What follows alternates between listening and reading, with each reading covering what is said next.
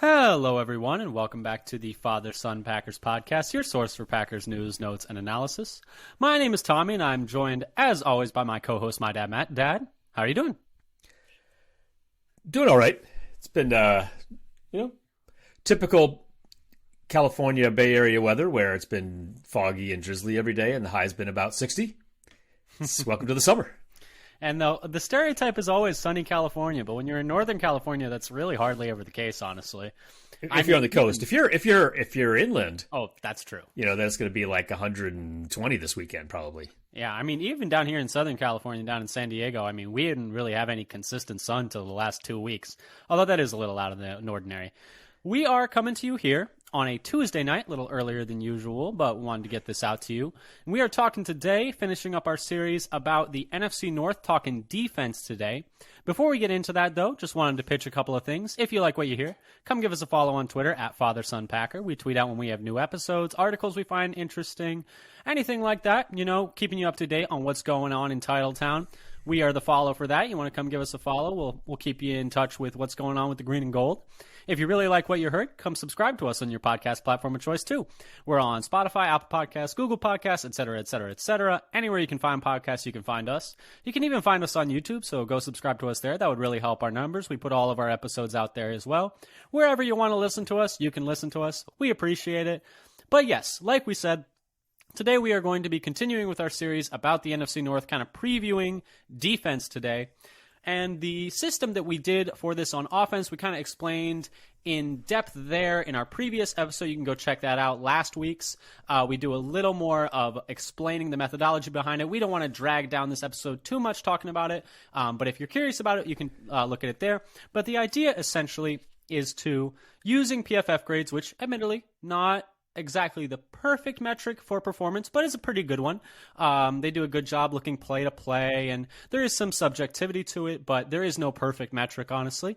But essentially using that along with projected snap percentage, which is essentially how much the player that was in that player's role the year previously played. So let's say DJ Moore was the wide receiver one for the Bears. We take the snap percentage for the wide receiver one for the Bears last year, which would have been Mooney, and then use that number to kind of essentially create a weighted average of the PFF grade for a position. So essentially, the weights are how much that player is playing, how many plays that player is playing.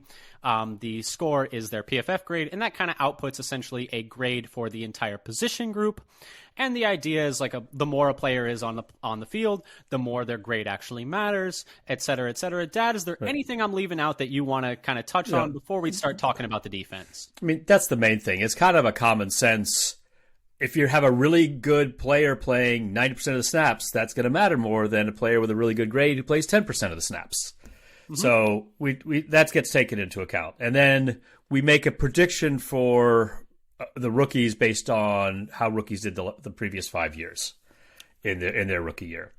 I just wanted to do a quick revisit of last week's offense analysis. So because Could I ask you one question before that? Sure. I forgot. I was going to say we are a little bereft of Packers news at the moment. But did you see David Bakhtiari absolutely smoke George Kittle in a beer chugging competition? He could have lapped him. He could have done too. And did you see who his teammate was? Yes, I saw. It's like, of course it's Tucker Kraft. Of course it's Tucker Kraft. Of course it's Tucker Kraft. And they crushed the Niners. Who was it? It was Kittle and DeForest Buckner, I think. Former Niner.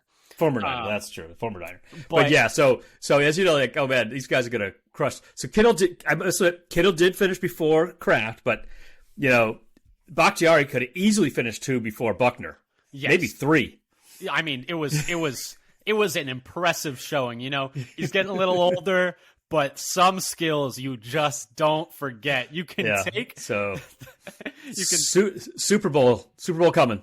I mean, and what was it? Someone said, "You see that? That's the third round curse being broken with Tucker Kraft winning that." Who was it who wrote that? I think it was Zach Cruz. I believe Zach Cruz. That was I was going to say Zach.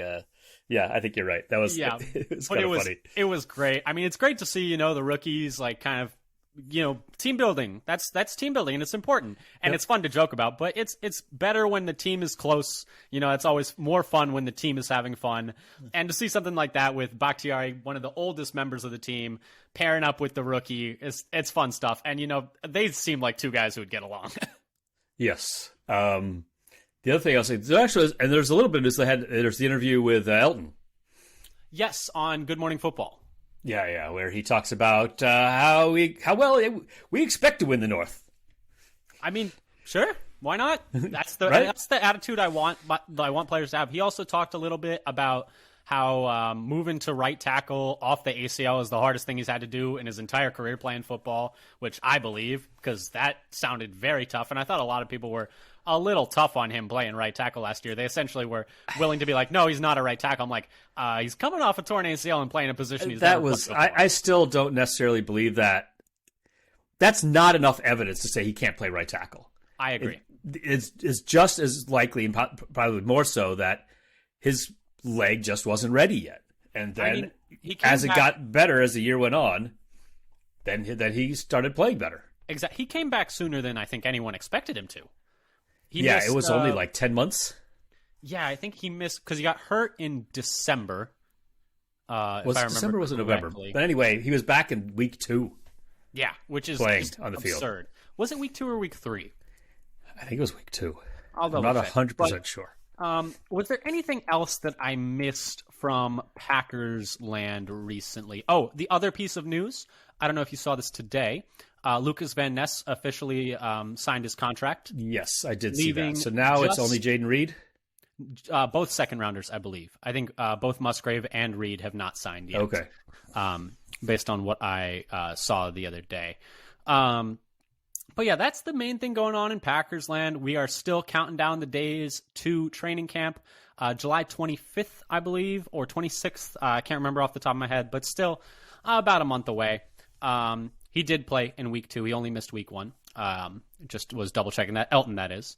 But yeah, so slow news coming out of Green Bay, but no bad news is always good news. The only other interesting piece of news that is not even really Packers related, but if you're interested in it, Hard Knocks is apparently going to be the Jets this year. It's not official. You knew it had to be the Jets. How could they pick anybody else but the Jets? The Jets don't want to, too. They're being they hate. I'm sure Rodgers hates it. I'm sure every team that gets Hard Knocks hates it. Like, honestly, there've been a few that embraced it, but those teams don't want to do it. The best pitch I heard for Hard Knocks was that it should just be the team that has Jamal Williams every year.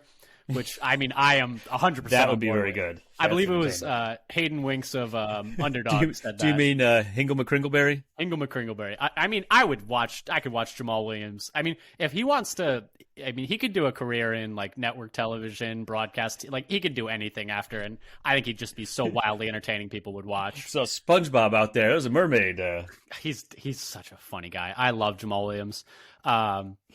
Hope he does well in the Saints this year. And, as Saints Hard Knocks would have been pretty good. But those are pretty much the main news going around the NFL. Nothing really much else going on. But anyway, Dad, should we start talking about the defenses of the NFC North? The only other piece of information that I wanted to tack onto this is we are not taking into account coaching, which for the Packers is probably a good thing. No offense, Joe Barry, but last year we were left a little to be desired. I did just want to add a few little notes to the offense from last week. You're right. Yes, sorry. Because I cut you off. After our discussion, you were talking about, well, why did I pick PFF? And in part because there's one for every position. But then I thought, well, let me look at some others. So I took a look for wide receivers, DVOA. So I could do like their rushing grades and their receiving grades by DVOA from Football Outsiders. And by that metric, the Packers moved up from 4th to 3rd by DVOA instead of PFF. The other thing we talked about that I didn't have time to, and you could say I was too lazy to, and then I got obsessed with it, was the offensive line pass blocking versus run blocking, because we were both kind of surprised how the Packers ended up last. Yeah, and if you don't remember, we went through the offensive lines, And it shook out that we were projecting essentially the Packers to be last. And what we were kind of thinking about was, well, how does this shake out if you look at run blocking versus pass blocking? Because I feel like the Packers have a very good pass blocking line, but maybe the run blocking last year left a lot to be desired, and that's why they're projected to be. We were projecting them essentially, given this system of looking at snap rate and PFF grade, to be the lowest graded offensive line amongst the NFC North teams. Yeah. So then when I looked at their pass blocking grade only, and the run blocking grade only, so separate them, Green Bay as a unit was first in pass blocking by a significant margin. But they were dead last in run blocking.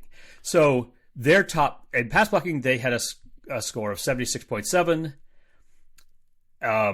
as the top, and Minnesota was last, actually. They had the best overall score, but they were last in pass blocking at 65.7.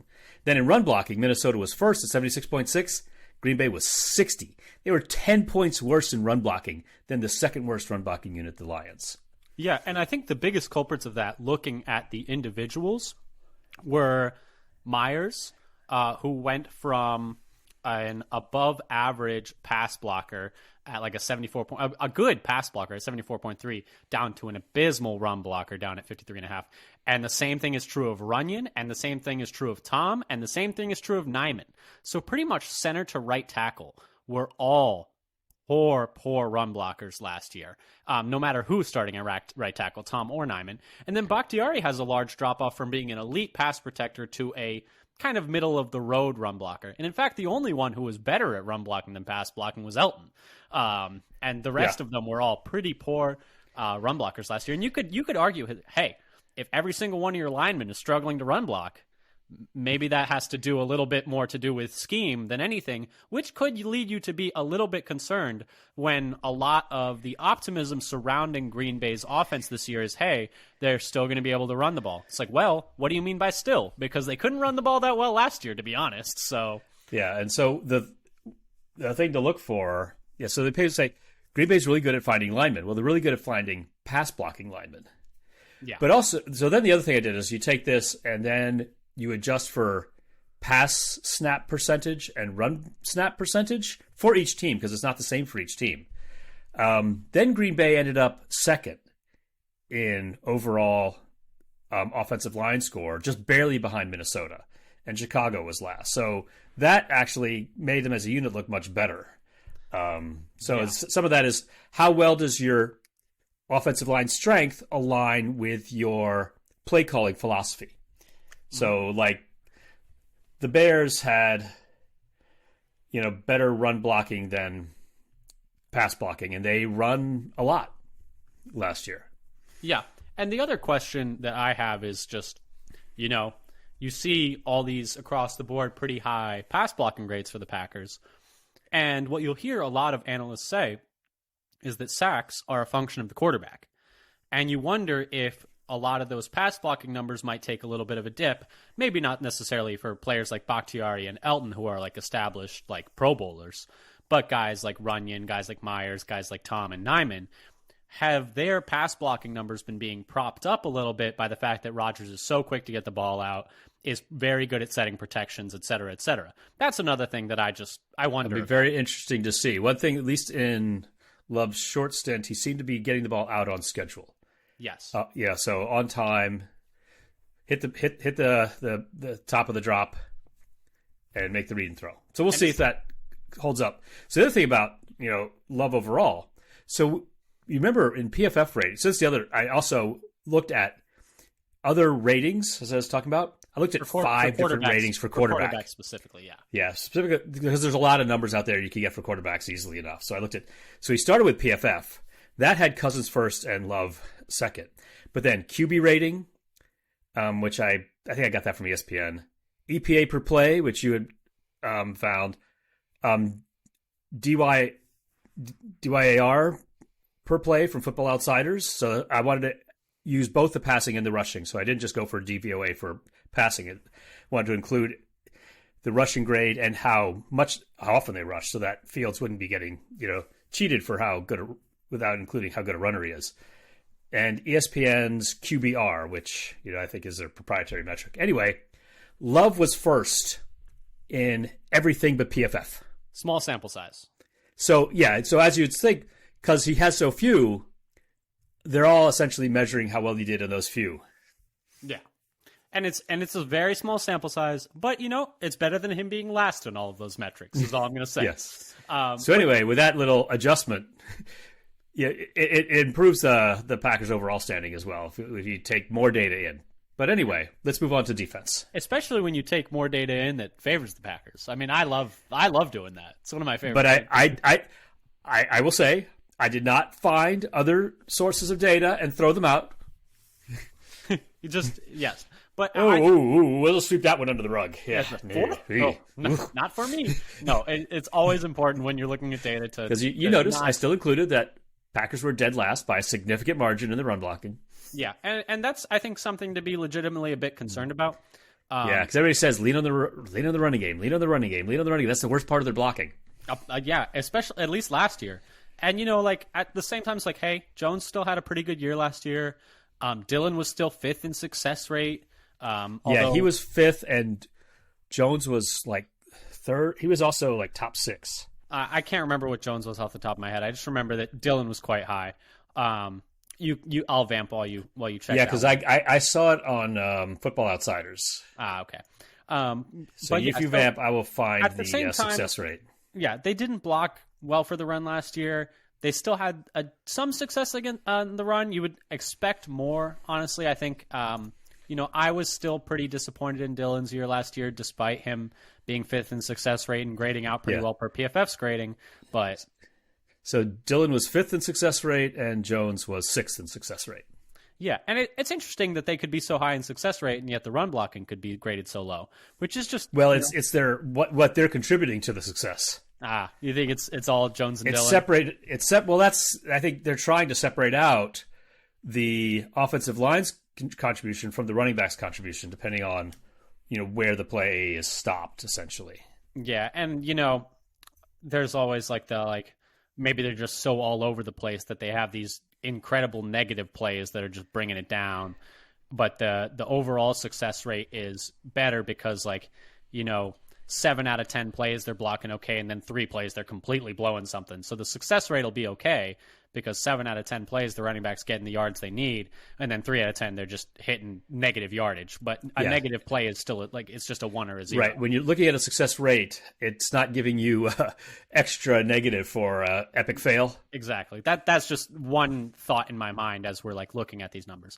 But we are here today to talk about the defense, Dad. We have talked enough about the offense. We did a whole episode, if you want to go listen to it, talking about the offenses of the NFC North. Just had some addenda. Just a couple footnotes, that's all.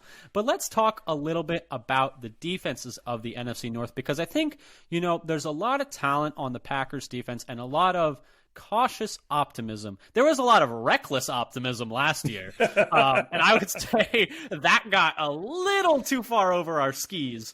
But there is a good amount of cautious optimism surrounding the Packers defense this year. So let's talk You mean they're not going to be second overall in defense this year? I mean, I would settle for top 10. I would be not settle. I would be ecstatic for top 10. Very happy with top 10. But let's talk a little bit about the Packers, or the defenses of the NFC North in general. And let's start with the defensive line. Like we said, we are essentially creating a weighted average of PFF grades based on snap percentage, projected snap percentage based on the role each player has on their team. And we're going to start with the defensive line. And looking at this, just ranking the teams 1 to 4, the Vikings, we are projecting to have the best defensive line in the NFC North with our good old friend Dean Lowry, Kyrus Tonga, Harrison Phillips, James Lynch, and TJ Smith with a composite score of 68.5. In second, we have the Bears with a composite score of 62.2 with Andrew Billings, Justin Jones, rookie Zach Pickens, rookie Gervon Dexter, and Andrew Brown. The Packers we have in third with a composite score of 61.4, so just a touch below the Bears. The Vikings had a larger lead up top. Packers having, of course, Kenny Clark, TJ Slayton, Devontae Wyatt, Colby Wooden, and Carl Brooks. 2 rookies there at the end of the depth chart. And then the Lions in fourth with a grade of 57.3, so another chunk below the Packers, with Ali McNeil, Isaiah Buggs, Levi Onwuzurike, Broderick Martin, the rookie, and Christian Covington. I think that this one makes sense, although I think that the Packers' ceiling is higher than any of these other teams, because if Wyatt can play up to his first round pick, his draft investment, we'll say, and Kenny Clark can have a bit of a bounce back year, because I would say, I think last year was one of the less impressive seasons of his career. I thought he struggled at times last year and wasn't the dominant force that he usually is inside. I think the Packers could easily jump up to 1 on this list. What do you think, Dad?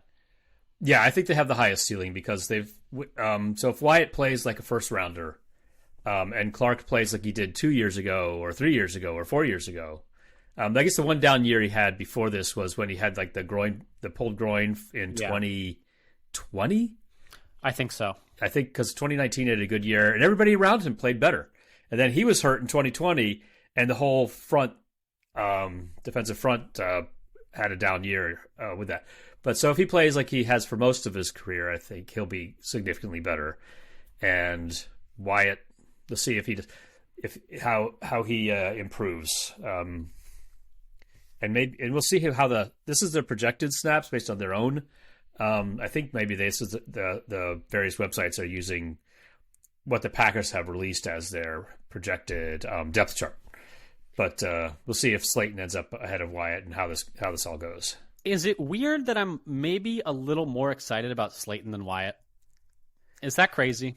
I feel like we've seen more flashes from Slayton, honestly. I know he's played more, but... He's played a lot more, but Slayton's just got a very interesting profile, being such a huge, like 330 pounds. I think he slimmed down to 336, 335 or something, because he was like 360, but he was still dunking a basketball at 360 pounds and 6 foot. Is he 6'5"?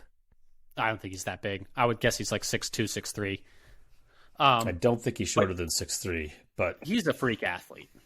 Yeah, and everybody talks about his run stuffer, but he always shown, I think, some being able to.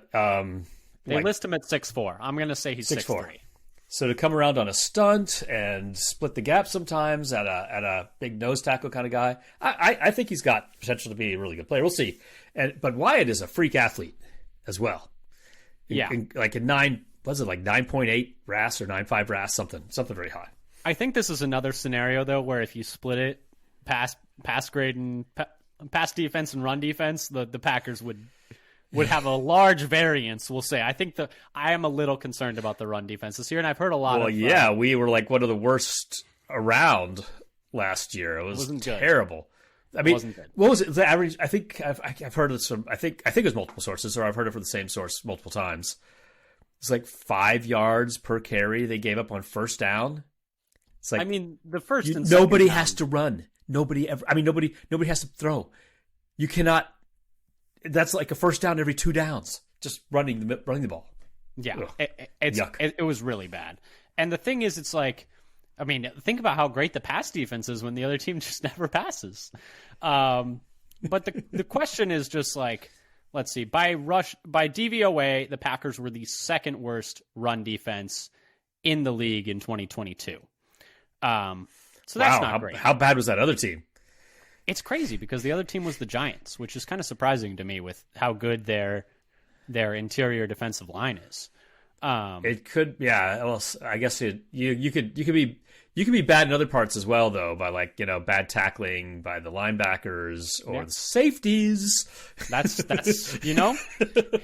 nudge nudge. Green Bay. Yep. It's not. I'm gonna. Green. Oh man. I'm not spoiling anything this year. It's 2022. Green Bay Packers say, "Hold my beer." It's not getting any better this year. Don't hope I'm not spoiling anything. I don't think the tackling from the safety position is going to be better this year.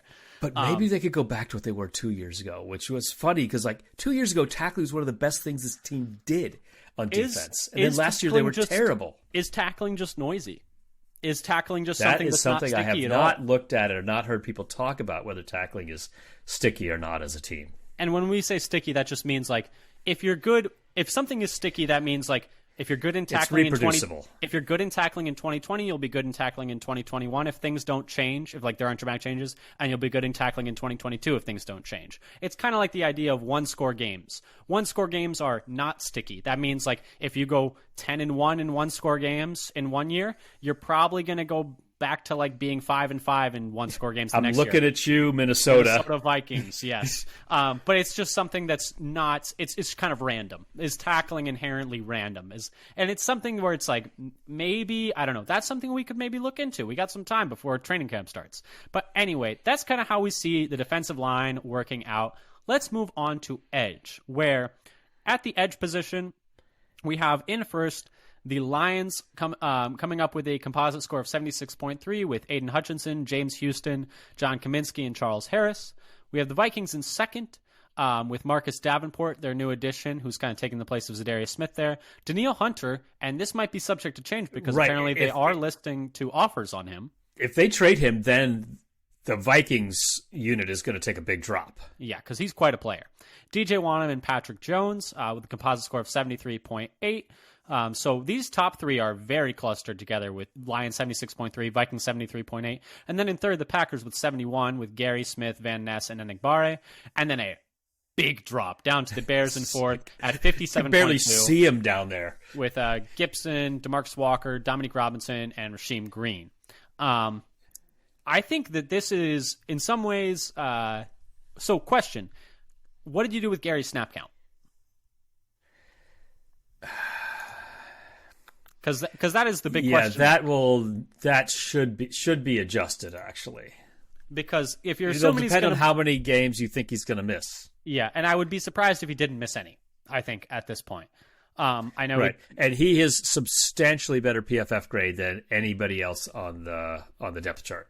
Oh yeah, and I think that's the big question here, lifting everybody up. So, yeah, the big question for the Packers is how much Gary's going to play. The big question for the Vikings is Daniil Hunter going to be there? And I think the Lions have essentially the least amount of questions, although you could ask, like, hey, is James Houston, like he was a rookie last year who had quite the year. Is he going to have a sophomore slump? I'm not saying he's going to, but, you know, his performance last year in some ways came out of nowhere because he was a late round pick. So that's just there are question marks there. And then the Bears, you know, not a lot of talent at that edge position right now. They're still rebuilding along that defensive line. Kind of makes sense that they're a bit of a distant fourth. They're not a complete roster as of right now. So so I just did a little quick check. If I take 220 snaps away from Gary, it's like 4 games. Yeah, it's like 4 games. 4 or 5. And distribute them. Right, so that's like 4 games playing every snap, which I don't have them doing anyway. Yeah. And distribute those amongst the next 3. They go down to about a 69 grade instead of a 71. Okay, so a gap, but still a very solid third. Still in the good to above average to good range. Yeah, and you know, I think it's interesting because so you currently have Van Ness and Enigbare. Do you see a universe where Hollins cracks the top 4, or do you think he's distinctly 5th, or do you think there might be a different 5th pass rusher? Like Brenton Cox? Yeah. Yeah, so far Hollins has been practicing ahead of Enigbare in minicamp. And ahead of Van Ness. Yeah, I guess for the majority of the time. Though the reports of Van Ness from people who've watched seem very encouraging. Yeah, but Van Ness... So far Van Ness is not a starter like he was not a starter at Iowa? I mean, I'm just saying that the majority of first-team reps have gone to Justin Hollins. Yes, and I should have looked his up. I didn't want to go 5 deep in the edge rusher group, which I suppose I could have. That's fair. I think the Packers do have the best 5th person there. I think that's fair to say. Yeah, and as for like Brenton Cox... It's like, I don't know what to do to figure out the expected PFF of a UDFA rookie. It's not even worth doing. How do you even get that number? Exactly. And so or you could say, oh, I'll just say he's a 2nd rounder because that's where he would have gone if he didn't have trouble. Calm down. Calm down. That's enough out of you. Oh, yeah. You need to go. Give me the keys. Yep. But those are my main questions around that edge position. I think it's reasonable to see 3. I personally think that I'm a little surprised. I think that, it is an odd year for Preston. I'm just saying. I'm not saying. I'm just saying. Right. He's going to be. This is a big year. It's a big year for him. Hopefully. Yes. So I should say that Hollands' PFF grade is only a few points below Enigbare's. It would have minimal impact, especially as the fourth edge rusher, where they're getting a lot fewer snaps. Yeah, I think I was curious. It may have knocked down like half a point. Yeah, I was just curious because he has been playing ahead of everyone with Preston a lot of the time with the ones. And they seem really high on him. I think getting him off the Rams last year when he was cut or waived mid-season. That was weird because they didn't save that much money on the cap when they cut him. I was like, please cut him so we can pick him up because we desperately need another edge rusher. Yeah, desperate. I mean, we were begging Whitney Merciless to come out of retirement and to come suit up one more time. I mean, he was really good in 2021, but we were begging him to come back. But yeah, so I think that's interesting at that edge position. But do you want to move on to inside linebacker, or did you have anything else you wanted to talk about there? That was the main thing. The thing that would change a lot is, I suppose, if Hollands ended up being like number 2, and got that many snaps. Yeah. But it takes him instead of Enigbare changes their overall grade by like half a point. Yeah, and I think if Hollands has taken more snaps than Van Ness, I'd be a little concerned. Outside of injury. Yeah, I do not expect it. I think it's just a matter of getting Van Ness up to speed. I think he's going to move up rapidly, and maybe he'll actually do enough to should be like being considered on the D line. See how he lines up. Actually, he may end up taking more D line snaps than Wooden or Brooks. Yeah, Van Ness, you mean? Yeah, I could totally see it. Moving on to inside linebacker, though. With these rankings, we got the Bears at a 76.6 in first, adding Tremaine Edmonds from the Bills and TJ Edwards from the Eagles over this offseason, and then having Jack Sanborn and Dylan Coles, they're 3 and they're 4. Adding those 2 big-time players there from, winning teams, good defenses over the past years is definitely great adds for them. In second, we got the Vikings with a 73, so pretty close behind them, with Brian Asamoah, Jordan Hicks, Troy Reeder, and William Quinkeu, I think is how it's pronounced. In third, we got the Packers with a 64.2, so big drop there from the second one, with Devondre Campbell, who had a bit of a down year last year, Quay Walker, Isaiah McDuffie, and Tariq Carpenter, who is moving to his new spot at linebacker after being a safety last year. And then in last, we have the Lions, with Alex Anzalone, first-round pick Jack Campbell, Malcolm Rodriguez, and Derek Barnes. A little surprised to see the Lions so low on this list, given that they're adding a first-rounder. Then Malcolm Rodriguez was pretty. He was a Hard Knocks darling, I believe, was the big thing for him. And then Derek Barnes has had some good moments, and I think was a pretty high draft pick for them. I think a lot of this, but they have him 4th on their depth chart, and Anzalone, and he had over 1,000 snaps last year. So here's the thing about first-round linebackers. Their average PFF grade in the rookie year is only 54.4. That's pretty bad. This just adds more fuel to the don't draft first-round off-ball linebackers fuel fire.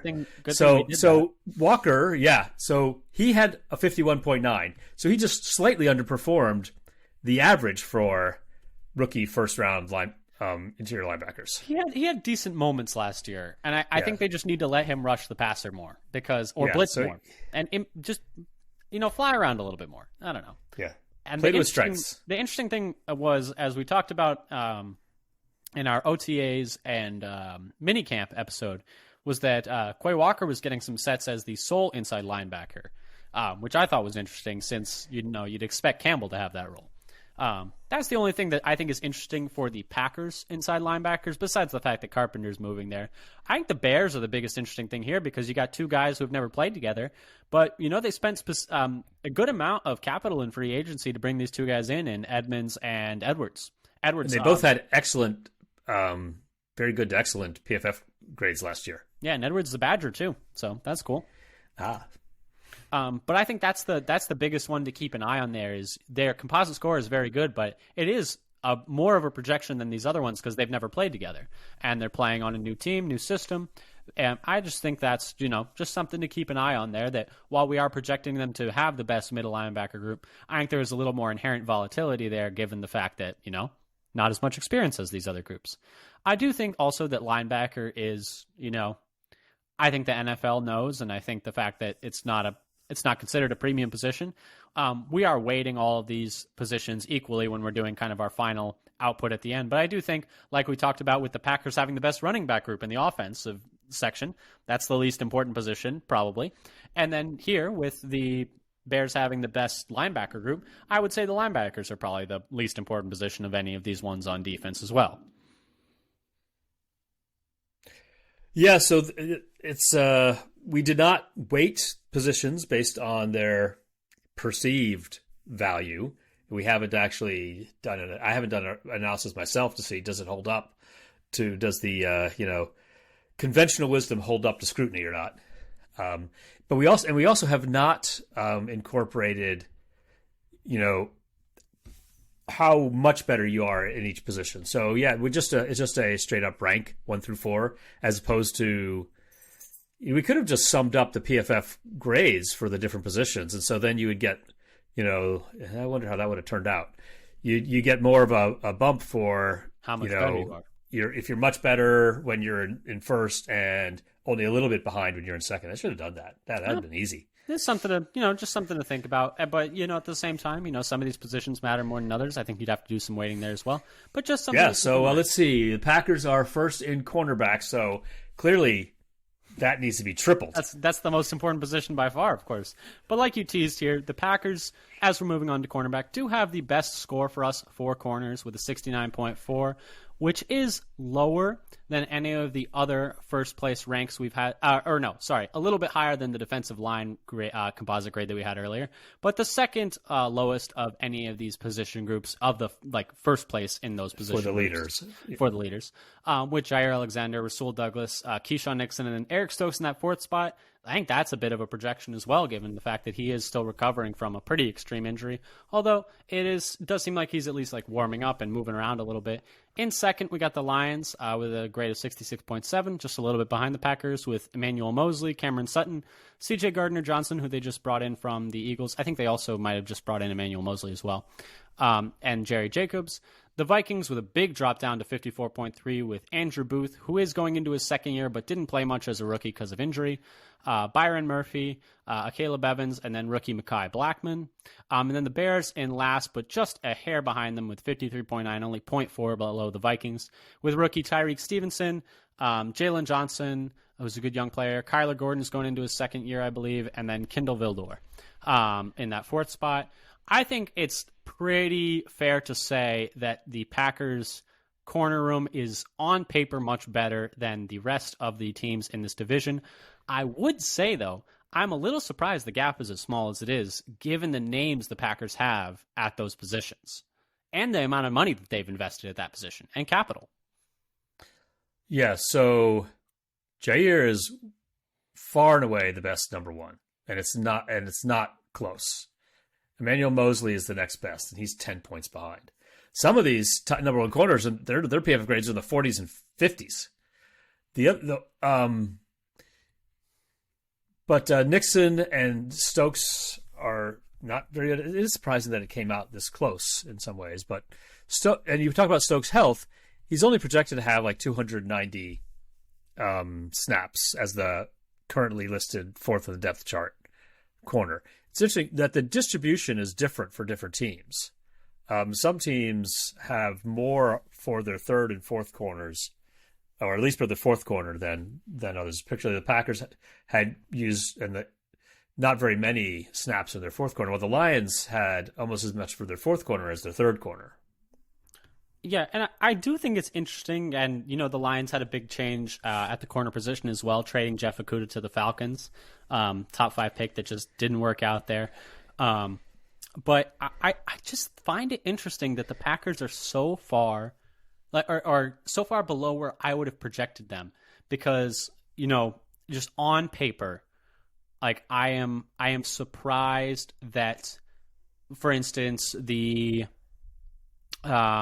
let's just say that the Lions edge rushers, I'm surprised on paper by PFF grade are better than the Packers corners, when the Packers have 2 first-round picks, a high-priced free agent in Douglas, and then Keyshawn Nixon at corner. I just find it surprising because Do you think, is it a function of Rasul having a bit of a down year last year after having that really good year that got him his contract? Is it a function of Nixon maybe not being as highly graded as some other players? What do you think that might be? So I think it's, Rasul's overall grade was not as good as the year before, and neither was Stokes. He was also down compared to his rookie year. And Nixon is a little bit more of his grade is not as good. So I think it is a little interesting. I think one thing that maybe we don't get out of some of this is maybe like 3 points is a bigger difference than it seems. It's possible. And because what we're really looking at is being like, that the Packers are like 9.5 points above the average sort of baseline. And so the Packers 9.5, and the Lions are only like 6.7 above the mean. And maybe that's a better way to think about it. Is like how much you are above replacement, or how much you are below replacement, and then it seems like a bigger difference. Yeah, it's just interesting because with the amount of capital the Packers have invested at that corner position, you'd expect it to be higher. Remember how bad they were at the beginning of the year? That's true. And they were bad. They were really bad. Straight up bad as a unit. And so I think that's part of it that's dragging their overall grade for the year down, is just the total lack of cohesion and ability to play together as a team and know who should be covering whom. I think that gave them a worse overall grade than they had the year before, and worse than they did at the end of the year. Yeah, and it's like, so some of it, if you think about if you have to take the entire year, it's not that surprising. If you think about the entire year as opposed to what we think their ceiling is. If we want to talk about ceiling, I think the ceiling and I could have done this, like, okay, let's take the best year for every player on every team. I think the Packers would crush in cornerback room. Well, it's interesting to look at because, so I was just pulling up because I was curious, the coverage grades for the Packers from 2022 by game from PFF, just because I was curious. And what if I told you that two of the Packers' three best coverage grades from PFF, and admittedly, like we said, PFF is not perfect.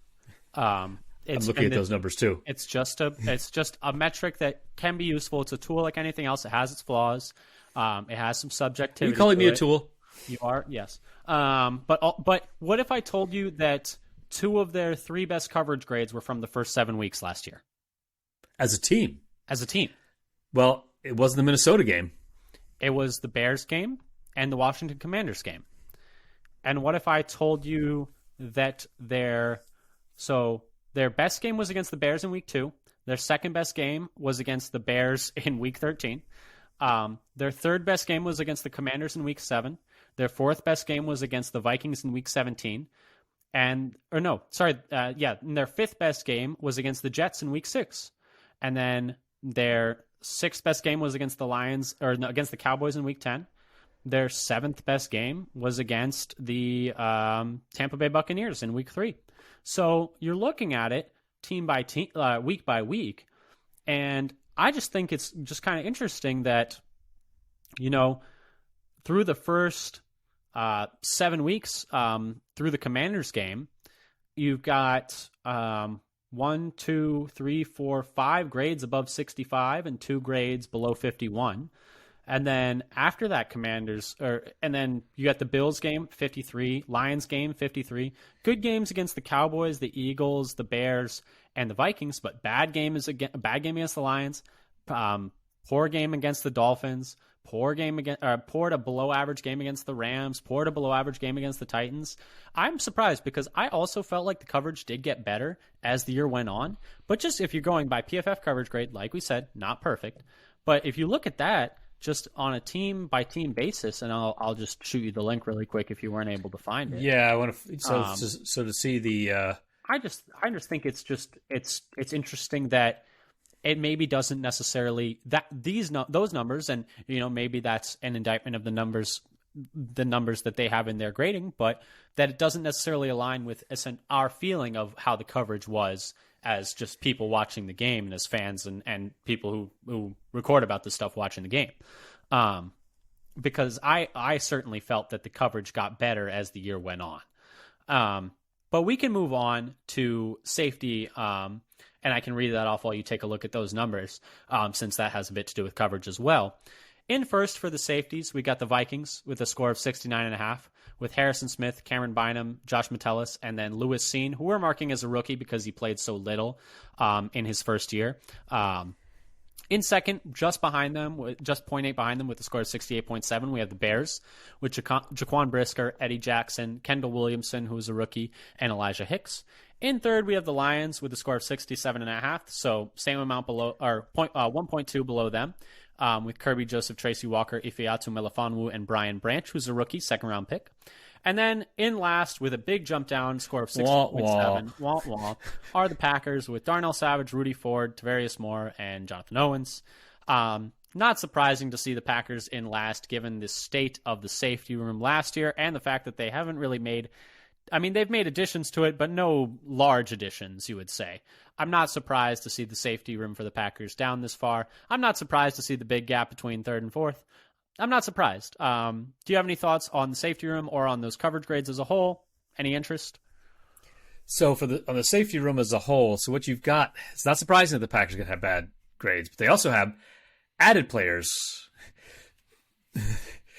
So they're really hurt by, well, Moore's grade is actually not bad. Owens had a bad year, even though he had a good tackling, but his overall run defense wasn't good. And his overall defensive grade wasn't great either. But what really hurts them here is their number one safety, a guy you expect to basically play 100% of the snaps. Because usually the top two safeties never leave the field. And Savage had a terrible PFF grade of 47.5. So that's like, what, 20 points? 20 points worse almost than all of the other number one safeties. I mean, so that's gonna. He was benched last year. Yeah, he was benched last year. Like, I mean, it's no surprise. But what maybe is a little surprising is even though that having like a couple of new players in the depth chart didn't lift them out of the cellar. Yeah, I mean, it's good to get changes there. It seems like Rudy Ford kind of has that second spot locked up for now. So far, we'll see. No one else has really gotten reps at that second safety spot except for him. And Ford's grade was pretty good last year, 74.6. He's actually, let's see. Oh, he's the second best number two safety in the North. I have concerns. Well, it's smaller sample size. Yeah, and I mean, at least he can tackle. I think he showed last year in his small number of snaps as a starting safety when he got put in for Savage that he can tackle. And Owens is a a good tackler. Not sure how good Ford of a tackler had Moore is. One game with 2 picks, I believe. Yes, he is getting picked. And it's just something where. And one thing we didn't account for here, as currently the number 5 safety and is going to go up to number 1, is Anthony Johnson, of course. Anthony Johnson Jr. is going to just... Because you know that 7th-round rookie safeties projected grades are so high. I mean... I think, without looking it up at all, I expect it to be a 95. Oh, 90... Why are we... if we're gonna troll, we might as well just say 100. Like, if we're just going to make up numbers. It's 120. Theoretically impossible, 120. But here's the thing. I don't think anyone expects the Packers safety room to be good next year. Nope. I think optimists would say it'll be passable.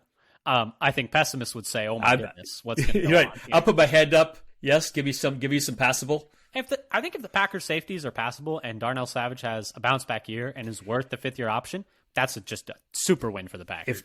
If they can get Darnell Savage, I don't know if it's going to where they line him up, how they use him, back to what he was in 2020. This will be a much better safety room than it currently is projected to be. It's the whole thing of, like, they drafted Savage to play in Pettin's system, and it seems like he's struggled to adapt to Barry's system. If my biggest beef with Barry is his seeming inability to play to his play to his players' strengths. That's your biggest beef? I don't think that's my biggest beef. My biggest beef is he doesn't put his players in positions to succeed. My biggest beef with Barry is that the repeated lapses of communication and discipline. Just having tons of after the play penalties and not passing off coverages correctly. That's my number one. I got to go a rung or two down for that. But some of it is like, you can see, like, why are they lining up this way? Why are they constantly drafting press corners and then playing them 10 yards off the line? Especially on 3rd and 2.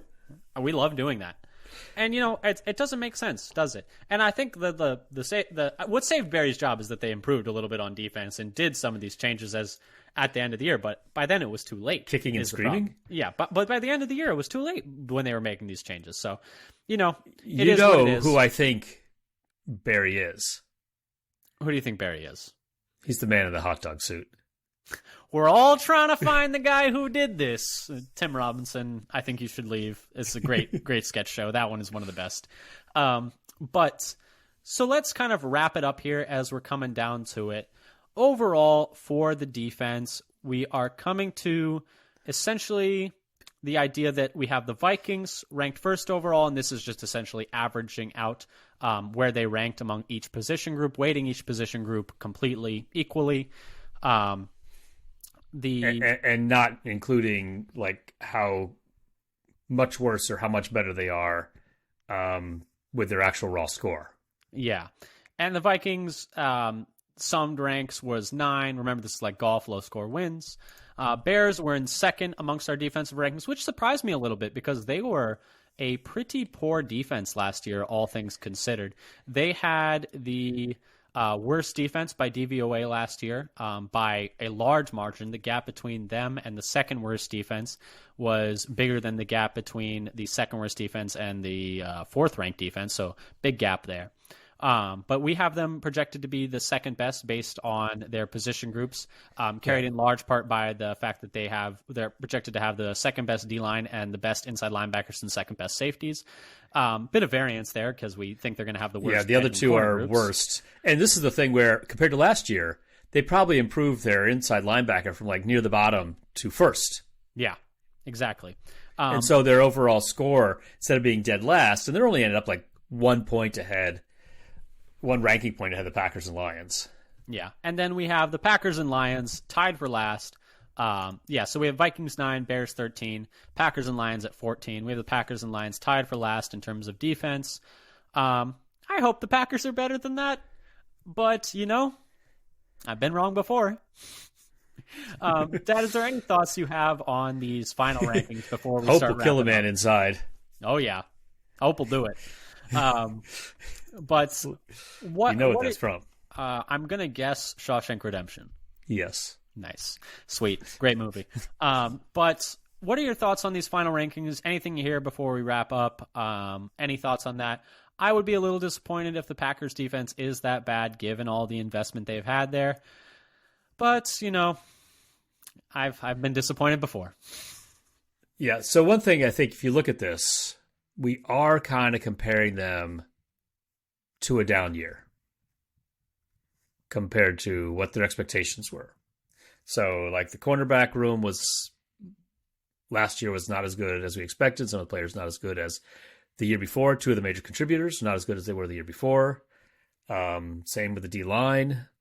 So, I mean, in some ways, we are using their last year's disappointment to drive this year's ranking. Exactly. And the question is, if I think the optimist point of view would be like, hey, they bottomed out last year and they're going to regress back up. And so projecting from kind of bottoming out last year and assuming they're going to be just as poor as they were the year before maybe isn't necessarily fair to them. Maybe you take an average of the last 2 years, both years under Barry, both years with a lot of the same players. Maybe that's a little more fair to the Packers. But that's not what we're doing in this exercise. So from those projections, we have them tied for last. But hey, I could certainly see a world where Campbell bounces back with another year next to Quay, where he has a little more experience playing next to him. The D-line improves as Wyatt gets more snaps instead of Lowry. I could see a world where the corners play more press man and less zone, which isn't as suited to their skill sets. I don't necessarily see a world where the safeties are all that great, but, I could see a world where How about a world where they're not like, they get in shouting distance of the other three teams? Sure. Why not? Stranger things have happened. I don't know. You weren't buying that bit of hopium, huh? I just think the safety group hinges on Savage having a major bounce back in a system that he has yet to really succeed in, and that he was benched in last year. I know that they have some hope, and that they were really glowing of their praise for him on how he bounced back from that benching, which is awesome. That's a huge credit to him, because lesser players would not take that as well, and I think that's a credit to him.